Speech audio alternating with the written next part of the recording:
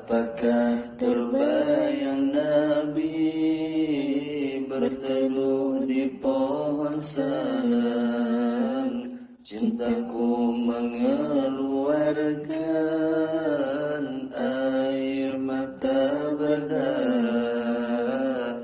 Am habbatir rihu min tilqa'i kazimatin wa awmadhul barqu fi zulma'i min idhami.